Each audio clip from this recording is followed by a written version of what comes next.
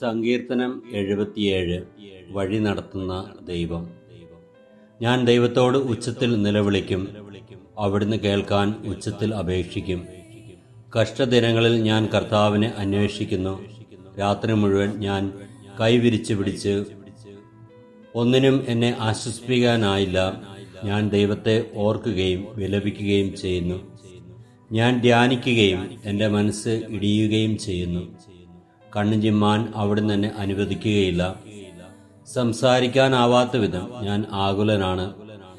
ഞാൻ കഴിഞ്ഞ കാലങ്ങൾ ഓർക്കുന്നു, പണ്ടത്തെ സംവത്സരങ്ങളെ സ്മരിക്കുന്നു. രാത്രിയിൽ ഞാൻ ഗാഢചിന്തയിൽ മുഴുകുന്നു. ഞാൻ ധ്യാനിക്കുകയും എൻ്റെ ആത്മാവിൽ ഈ ചോദ്യം ഉയരുകയും ചെയ്യുന്നു: കർത്താവ് എന്നേക്കുമായി തള്ളിക്കളയുമോ? ഇനിയൊരിക്കലും അവിടുന്ന് പ്രസാദിക്കുകയില്ലേ? അവിടുത്തെ കരുണ എന്നേക്കുമായി നിലച്ചുവോ? അവിടുത്തെ വാഗ്ദാനങ്ങൾ എന്നേക്കുമായി അവസാനിച്ചുവോ? കൃപ കാണിക്കാൻ ദൈവം മറന്നുപോയോ? അവിടുന്ന് കോപത്താൽ എൻ്റെ കരുണയുടെ വാതിൽ അടച്ചു കളഞ്ഞുവോ? അത്യുന്നതൻ്റെ ശക്തി പ്രകടമാകാത്തതാണ് എൻ്റെ ദുഃഖകാരണം എന്ന് ഞാൻ പറഞ്ഞു. ഞാൻ കർത്താവിൻ്റെ പ്രവൃത്തികൾ ഓർമ്മിക്കും. പണ്ട് അങ്ങ് ചെയ്ത അത്ഭുതങ്ങൾ ഞാൻ അനുസ്മരിക്കും.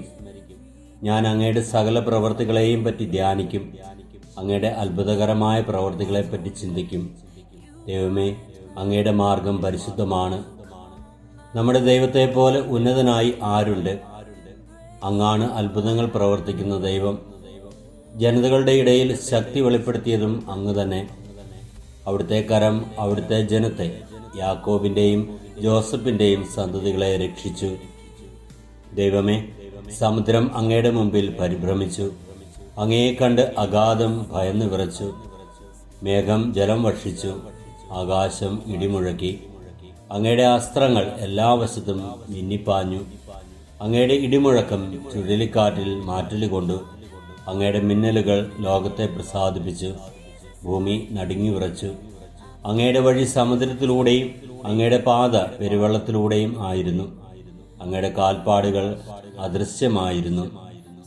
മോശയുടെയും അഹ്റോന്റെയും നേതൃത്വത്തിൽ അങ്ങയുടെ ജനത്തെ ഒരു ആട്ടിൻകൂട്ടത്തെ എന്ന പോലെ അങ്ങ് നയിച്ചു. കർത്താവായ ദൈവമേ, ഞങ്ങളുടെ അനുദിന ജീവിത സാഹചര്യങ്ങളിൽ ഉണ്ടാകുന്ന പ്രതിസന്ധികൾ എല്ലാം തരണം ചെയ്തുകൊണ്ട് ഞങ്ങളെ മുന്നോട്ട് നയിക്കുന്ന അങ്ങയുടെ അനന്ത കാരുണ്യത്തെ പ്രതി ഞങ്ങൾ അങ്ങേക്ക് നന്ദി, സ്തുതിയും ആരാധനയും അർപ്പിക്കുന്നു. കർത്താവേ, അങ്ങയുടെ കരുണയുടെ വാതിൽ എൻ്റെ മുന്നിൽ അടയ്ക്കരുതേ.